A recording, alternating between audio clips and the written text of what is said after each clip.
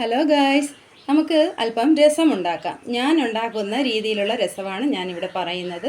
ആർക്കെങ്കിലും ഇത് പ്രയോജനപ്പെടുകയാണെങ്കിൽ ഇത് നിങ്ങൾ ഷെയർ ചെയ്യുക, ലൈക്ക് ചെയ്യുക, സബ്സ്ക്രൈബ് ചെയ്യുക. ഓക്കെ, അതിനു വേണ്ട ഇൻഗ്രീഡിയൻസ്: ഒരു ചെറിയ വെളുത്തുള്ളി ഫുള്ളായിട്ടുള്ളത്, ഒരു കഷ്ണം ഇഞ്ചി, ഒരു രണ്ടോ മൂന്നോ കഷ്ണം ചുമന്നുള്ളി,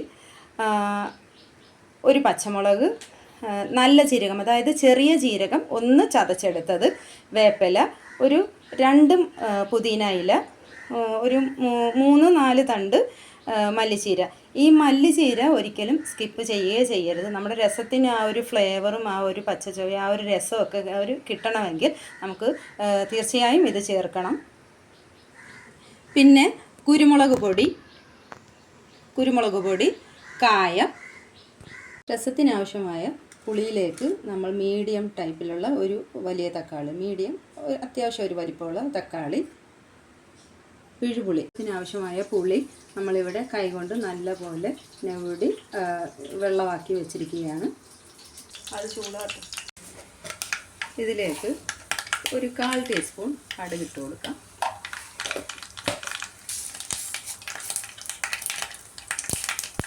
ഒരു 1/4 ടീസ്പൂൺ ഉലുവ ഇട്ട് കൊടുക്കാം.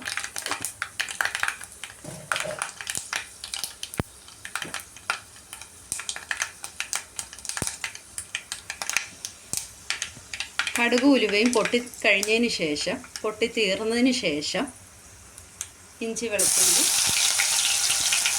ചതച്ചതിട്ട് കൊടുക്കാം.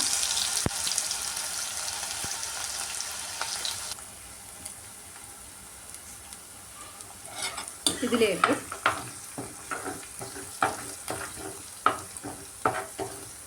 നല്ല ജീരകം ഇട്ട് കൊടുക്കാം, കറിവേപ്പില, പച്ചമുളക്.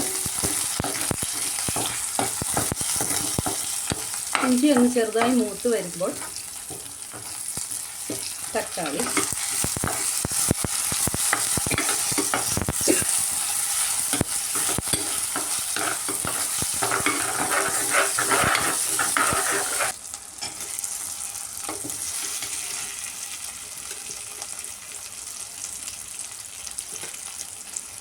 തക്കാളി ഒരുവിധം വഴണ്ടി വരുമ്പോൾ ഒരു 1/4 ടീസ്പൂൺ മഞ്ഞൾപ്പൊടി,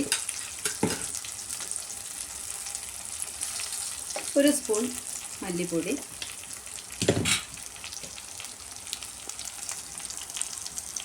1/4 സ്പൂൺ മുളക് പൊടി,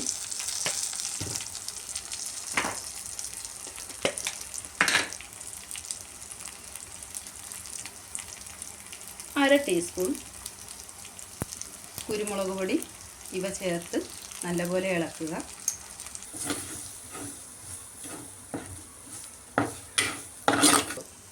ഇതിലേക്ക് ഒരു 2 നുള്ള് കായപ്പൊടി, 2-3 നുള്ള് കായപ്പൊടി. നമ്മളിത് ചൂടാക്കുമ്പോൾ ചട്ടിയിൽ എന്തെങ്കിലും തീ കൂടുതലിരിക്കുന്നതായിട്ട് തോന്നുകയാണെങ്കിൽ ഓഫ് ചെയ്ത് ടീപ്പൊടികൾ ചേർത്താൽ മതി.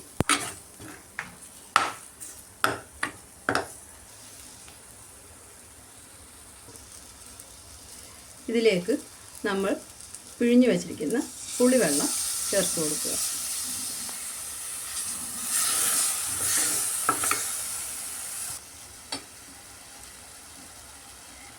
ഇതിലേക്ക് 1 ഗ്ലാസ് വെള്ളം ചേർത്ത് കൊടുക്കാം.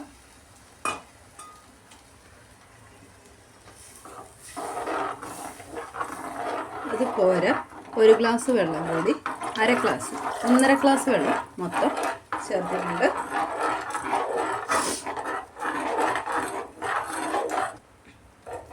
ഏറ്റവും അവസാനം മാത്രമേ നമ്മൾ മല്ലിച്ചീരയും പുതിനയും ചേർക്കാവുള്ളൂ. ഞാൻ പറയുന്നുണ്ട്, മല്ലിച്ചീരയും പുതിനയും ഒരിക്കലും നമ്മൾ ഫസ്റ്റിലെ എണ്ണയിലിട്ട് വഴറ്റരുത്.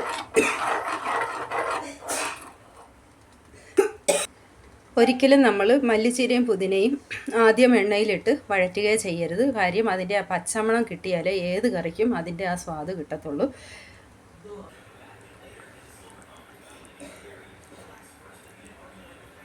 ആവശ്യത്തിന് ഉപ്പ് ചേർക്കുക.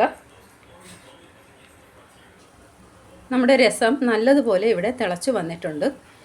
ഇനി തീ സിമ്മിലിട്ടിട്ട് നമുക്കിതിനെ ഒന്ന് വേവിച്ചെടുക്കാം. ആ തക്കാളി നല്ലതുപോലെ വെന്ത് ഇതിൽ അലിയണം. അപ്പോഴാണ് ആ രസത്തിന് ഒരു നല്ല ടേസ്റ്റൊക്കെ കിട്ടുകയുള്ളൂ, പാകമായെന്ന് മനസ്സിലാക്കുന്നത്. അങ്ങനെ നമ്മുടെ രസം പാകമായിരിക്കുകയാണ്. നല്ലപോലെ വെട്ടി തിളച്ചിക്കുന്നുണ്ട്. തക്കാളിയൊക്കെ നല്ലപോലെ വെന്തിട്ടുണ്ട്. ഇനി നമുക്കിത് സെർവ് ചെയ്യാം. അങ്ങനെ നമ്മുടെ രസം തയ്യാറായിട്ടുണ്ട്. ഈ രസം സാധാരണ രസം എല്ലാവരും ചെയ്യുന്നത് വെള്ളം പോലെയാണ്. പക്ഷേ ഞാൻ അങ്ങനെയല്ല, അല്പം കുറുകിയ രീതിയിലാണ് എടുത്തിരിക്കുന്നത്. ഇങ്ങനെയൊന്ന് ഒരു വട്ടമെങ്കിലും ചെയ്തു നോക്കൂ, നല്ലതായിരിക്കും. Okay, thank you.